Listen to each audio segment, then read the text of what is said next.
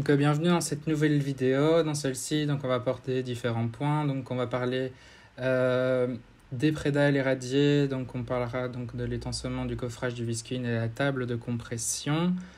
On parlera également de l'étanchéité à l'eau. Donc on parlera de membrane thermofusible, donc la suite de la mise en place de celle-ci. On parlera également du platon qui sera mis en attente.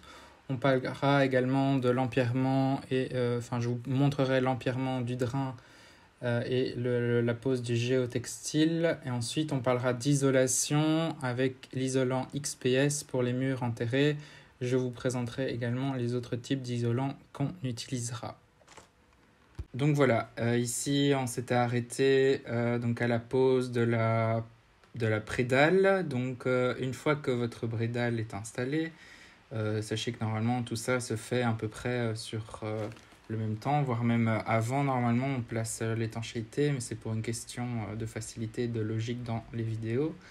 Donc on va positionner, donc chauffer et fixer notre thermofusible que je vous ai expliqué juste avant, donc qui a été mis en attente. Donc celle-ci sera chauffée et fixée à notre prémur et à la partie de la dalle de soubassement. Et on va également ajouter, faire une liaison entre celle-ci et une autre partie d'un thermofusible qu'on mettra sur les zones de liaison entre les prémurs. Comme je vous ai expliqué également avant, donc les zones de faiblesse de la prémur des prémurs sont horizontales et verticales. Donc horizontale, on avait la solution du Colmarub, donc du joint hydroexpansif qu'on a mis en place. On avait également cette membrane thermofusible qu'on vient juste de chauffer et de fixer. Et on n'avait pas encore vu la résolution des points de faiblesse, en tout cas verticales. Donc ce qu'on fait, c'est qu'on va rajouter un thermofusible sur la partie verticale des zones de liaison sur à peu près 60 cm. Une fois celle-ci placée, on mettra en place l'isolation. Donc en fait, notre isolation ici, comme vous pouvez voir, on la met que sur une partie, puisque je vous rappelle par rapport au plan, on est sur la face de la rampe d'accès des voitures qui est légèrement qui est en contrebas par rapport à notre rez-de-chaussée. Sachez que normalement, on est censé avoir une protection au gel. Donc, ça s'appelle un coupe-gel normalement. Donc, comme nous sommes sur des parties caves, on va isoler sur un minimum de 80 cm par rapport à votre niveau supérieur du sol fini. Donc, on redescendra de 80 cm en isolant. Pour protéger notre béton et notre bâtiment des possibles gels en hiver. Donc ici, on a positionné l'isolant XPS, utilisé pour les murs enterrés. Donc l'isolant XPS ou polyuréthane extrudé est un matériau qui est hautement résistant à la compression des terres, mais aussi il a une très bonne résistance à l'humidité. Donc on utilisera ce matériau pour toutes les parties enterrées du bâtiment. Ensuite, il existe d'autres types d'isolants rigides. Donc on aura l'isolant PSE ou polystyrène expansé qui est utilisé pour les façades enduites ou en briquettes accolées, qui est notre cas. Il existe deux types, à haute densité et on va dire normal. Ensuite, l'isolant à haute densité, il est utilisé pour tout ce qui est soubassement. Il a une plus haute résistance à la compression que l'isolant PSE normal et une plus haute résistance aussi à l'humidité. Ensuite, il va falloir fixer cet isolant. Donc, en fonction des fiches techniques que je vous invite à lire, en fonction de l'isolant que vous choisirez, vous aurez soit vous pourrez le mousser, faire le collage à la mousse polyuréthane, PUR, et ou cheviller dans le mur avec des chevilles adéquates. Et on peut également le coller au morticolle, comme vous pouvez le voir sur les différentes images. Sur celui-ci, donc, comme vous pouvez voir, l'isolant a été légèrement biseauté à la fin. En fait, ça va être pour faciliter la mise en place du platon que vous voyez apparaître juste ici. Donc en fait, le platon, ici, il est mis entre guillemets en attente, puisque normalement, on le met en une seule pièce. C'est-à-dire que ce platon ici que vous voyez apparaître, il va remonter encore plus haut jusqu'au niveau de notre remblai fini, donc le niveau fini du sol, pour justement protéger l'entièreté de notre ouvrage enterré. Ici, pour faciliter le visuel et la vidéo, je l'ai fait, je l'ai coupé en deux parties pour ne pas encombrer non plus les vues. Mais sachez que normalement, cet isolant, il est mis en tout cas au niveau vertical, donc en hauteur, il est mis en une seule pièce. Maintenant, évidemment, il y aura des raccords au niveau potentiel, au niveau vertical entre les platons. Donc le platon, qu'est-ce que c'est? Donc c'est une membrane qui est gaufrée et rainurée. Les rainures sont placées verticalement et qui permet de faciliter le ruissellement de l'eau contre le mur enterré et le guider donc vers le drain. Donc il permet principalement donc de protéger l'isolation et la membrane thermofusible lors du remblai car il a une forte résistance à la déchirure. Donc la forme gaufrée permet de diminuer la pression de l'eau qui s'exercerait et guider cette eau grâce à ses rainures verticales vers le drain. Ensuite, très attention au niveau de sa mise en œuvre, toujours le côté en relief que vous pouvez voir sur la première photo contre le mur. Sinon, le drain ne fonctionnera pas et il n'aura pas son rôle de diminuer la pression vis-à-vis de l'eau. Donc c'est très important de le mettre dans le bon sens. Soyez très attentifs à ce point-là. Donc ensuite, comme je vous ai dit, donc, les nervures sont toujours verticales.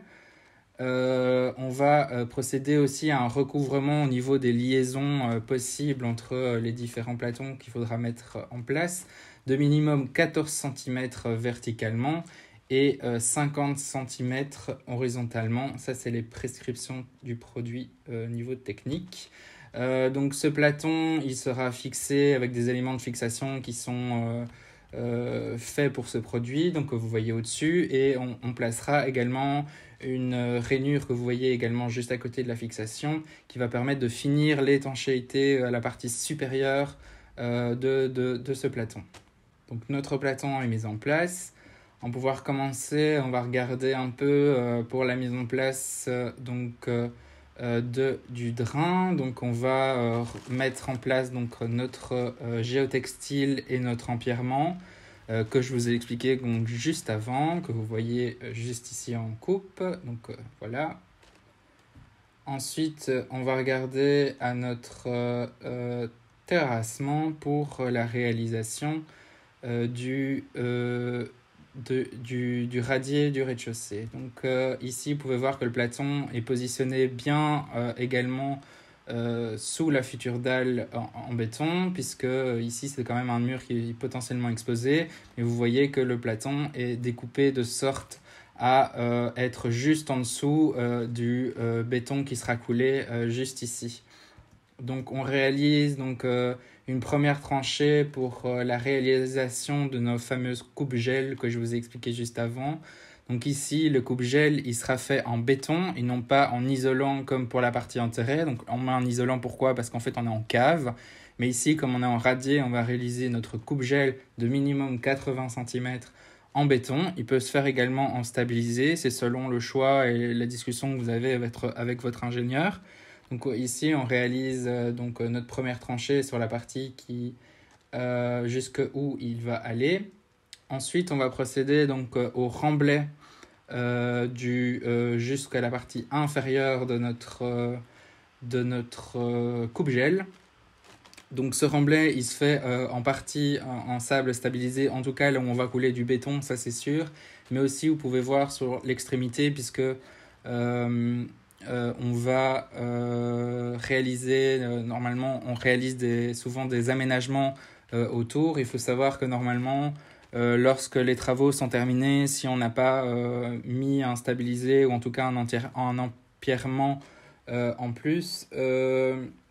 Pendant 2 ans, logiquement, on déconseille de faire des terrassements, enfin réalisation de terrasses, béton, peu importe, clinkers, ce qu'on veut, puisque pendant 2 ans, il risque d'avoir un phénomène de tassement des terres vis-à-vis du sol.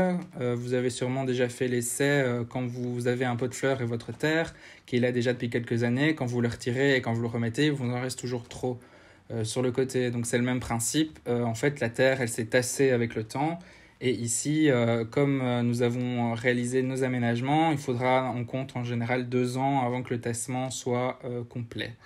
Donc c'est pourquoi on utilise un stabilisé pour éviter justement ce phénomène de tassement qui serait nuisible.